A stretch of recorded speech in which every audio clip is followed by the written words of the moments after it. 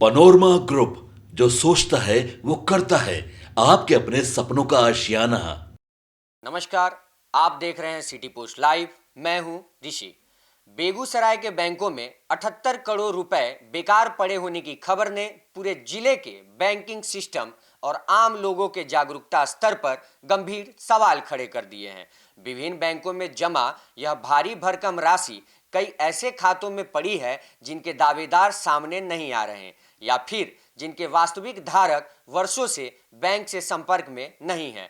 Reserve bank of India ने इस स्थिति को बेहद चिंताजनक बताते हुए अब सभी बैंकों को निर्देश दिया है कि वे तुरंत सभी इनएक्टिव और अनक्लेम्ड खातों की पहचान करें और वास्तविक खाता धारकों या उनके वारिसों को खोजकर पैसा वापस करने की प्रक्रिया शुरू करें। यह पैसा ऐसे खातों में फंसा हुआ है जिनमें वर्षों से कोई लेन देन नहीं हुआ। कई खाता धारकों की मृत्यु हो चुकी है और परिवार ने दावा नहीं किया। कई खाता के केवाईसी अपडेट नहीं है। वहीं कुछ मामलों में खाते खोलने वाले लोग शहर छोड़कर अन्य जगह बस गए और बैंक जानकारी निष्क्रिय हो गई। रिजर्व बैंक का मानना है कि इतना बड़ा रकम बैंकिंग सिस्टम में निष्क्रिय पड़ा रहना न सिर्फ अर्थव्यवस्था के लिए हानिकारक है बल्कि नागरिकों की अपनी जमा राशि के अधिकार से भी उन्हें वंचित कराता है। इसी वजह से बैंकों को निर्देश दिया गया कि वे स्थानीय स्तर पर कैंप लगाएं,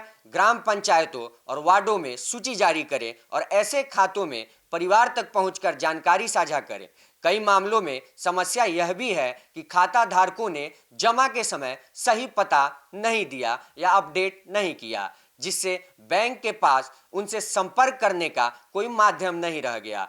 खास तौर पर गांव में बड़ी संख्या में ऐसे खाते सामने आए हैं जिनके मालिक प्रवासी मजदूर थे और वर्षों पहले खाते खोलने के बाद वापस गांव नहीं लौटे। अब बैंक अनक्लेम्ड डिपॉजिट पोर्टल और उदाप अनक्लेम डिपॉजिट एक्सेस प्लेटफॉर्म के जरिए भी खोजबीन कर रहे हैं, जिसमें लोग ऑनलाइन अपना नाम और बैंक शाखा डालकर पुराने खातों की जानकारी प्राप्त कर सकते हैं। इस पूरे मामले का एक बड़ा सामाजिक पहलू भी है। लोग अपनी वित्तीय जानकारी परिवार के सदस्यों को नहीं बताते, जिसके कारण खाता धारक की मृत्यु के बाद यह पैसा बैंक में पड़ा रह जाता है। कई परिवारों को यह भी नहीं पता होता कि उनके घर के किसी सदस्य के नाम बैंक में कितनी धनराशि जमा है। विशेषज्ञों का मानना है कि यह स्थिति वित्तीय साक्षरता की कमी की ओर इशारा करती है। बेगूसराय जैसे औद्योगिक और आर्थिक रूप से सक्रिय जिले में 78 करोड़ का यूं ही फंसा रह जाना बताता है कि वित्तीय जागरूकता अभियान और आक्रामक तरीके से चलाने की जरूरत है।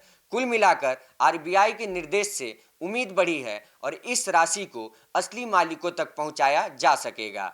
यदि यह प्रक्रिया सफल होती है तो न केवल लोगों को उनका हक मिलेगा बल्कि बैंकिंग सिस्टम में निष्क्रिय धन पुनः अर्थव्यवस्था में सक्रिय हो सकेगा।